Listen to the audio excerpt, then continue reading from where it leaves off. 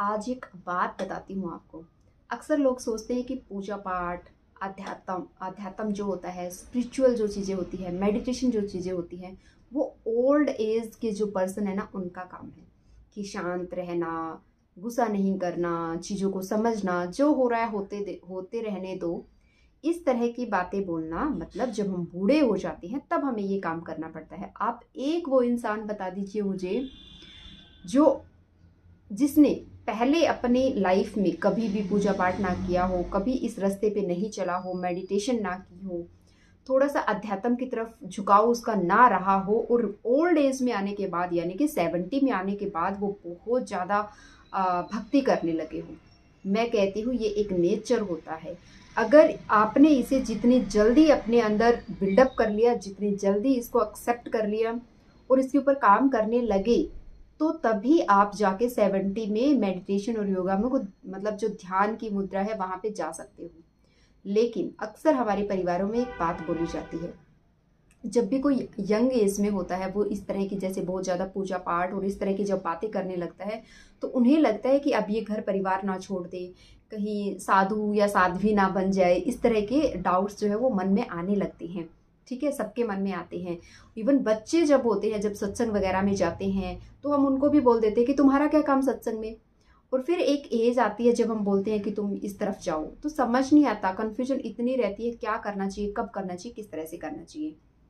लेकिन घर छोड़ना और पूरी चीज़ों को त्याग देना कि मैं शादी पार्टी फंक्शन में नहीं जाऊंगा, हम एसी का यूज़ नहीं करेंगे, हम घर में पार्टियां ही नहीं करेंगे, इस तरह की चीज़ें सोचना आपकी लाइफ को डेंजरस हैं, आपकी लाइफ को डेंजर में डाल सकती हैं। क्यों?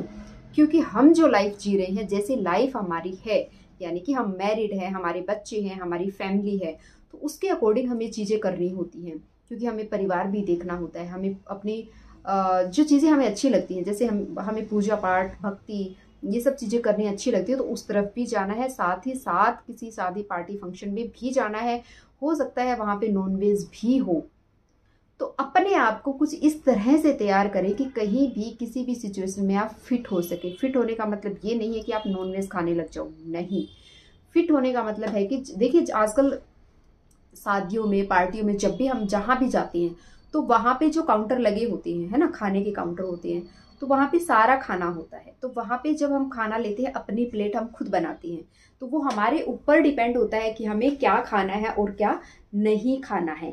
बट अगर इन चीज़ों को देखते हुए हम छोड़ दें कि हम नहीं जाएंगे, फिर फैमिली में प्रॉब्लम्स होंगी कि हम ऐसी शादी पार्टियों में नहीं जाएंगे, हम ये नहीं खाते, हम वो नहीं खाते।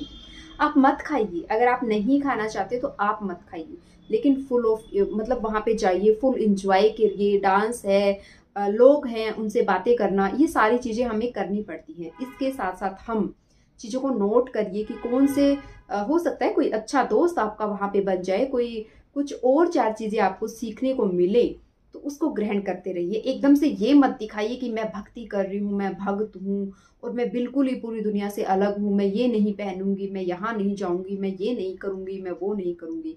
ठीक है, खाने को लेके आपकी चॉइस हो सकती है। जब आप कहीं भी जाते हैं या घर में भी हैं, तो वैरायटीज ऑफ फूड वहाँ पे होता है।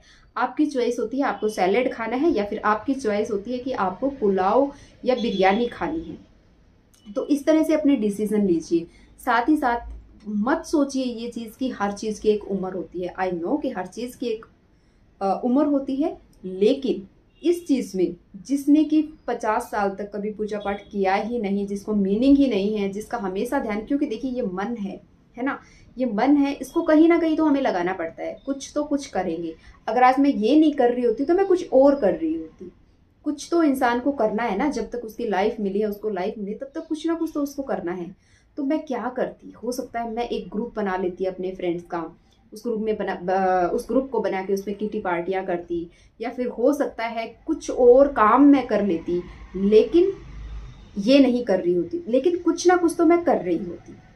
तो कहने का मतलब है कि अपने मन को कहीं ना कहीं लगाना पड़ता है, बोलना पड़ता है कि ये चीज़ आपको करनी है, फिर वो उसी तरह से चलते चलते वो चीज़ करने लगता है। लेकिन हम क्या सोचते हैं कि नहीं, ऐसे नहीं होता, मैं 50 की उम्र में जाके पूजा पाठ करूंगी, 50 के बाद करना ही क्या है, बैठना ही तो है। जब आप 50 साल तक नहीं बैठे, तो 50 के बाद कैसे बैठोगे? ये 50 के बाद भी वही चुगलियाँ करना, इसको फ़ोन करना, उसको फ़ोन करना, ये क्यों नहीं आया, वो क्यों नहीं आया, इसने ये कह दिया, क्यों कह दिया, मतलब इन्हीं चीज़ों में हम घूमते रहते हैं और हमें फिर उस टाइप पे तकलीफ़ होती है, क्योंकि पोजीशन होती है। अभी घर में देखिए, अगर माँ है तो माँ की एक पोजीशन होती है, लेकिन जैसे ही बहू आ जाती है तो माँ की जो पोजीशन है, जो वो सारे डिसीजन लेती थी, ये घर में बनेगा, ये घर में आएगा, ये होगा, वो सारे जो डिसीजन है वो किसी ने ले लिए, वो उस बहू के पास चले गए अब, है ना। तो वो सारे डिसीजन वो लेने लगी। अब वो जो माँ है वो अब क्या करेगी, अब वो करेगी जो उसका नेचर होगा। अगर वो स्टार्टिंग से सत्संग में जाती थी, भक्ति करती थी, तो वो अब कर सकती है। अगर उसने कभी किया ही नहीं, अब उसने सोचा कि ये सब तो बकवास है, ये सब कुछ नहीं होता और इन सब चीज़ों में कुछ नहीं रखा, तो फिर वो नहीं कर सकती है। फिर उसके लिए बहुत डिफिकल्ट होने वाला है। फिर घर में लड़ाइयाँ होती है कि मुझसे पूछा नहीं। अब वो चाहती है कि एक सब्जी भी घर में बने तो मुझसे पूछ के बने, तो फिर ऐसा नहीं होने वाला है। इसलिए मैं कह रही हूँ अभी से स्टार्ट करिए, थोड़ा सा बुक्स पढ़िए। बुक्स नहीं पढ़ सकते हैं तो सुनना स्टार्ट करिए, जैसे कि मुझे सुनना बहुत अच्छा लगता है, मैं बहुत सुनती रहती हूँ।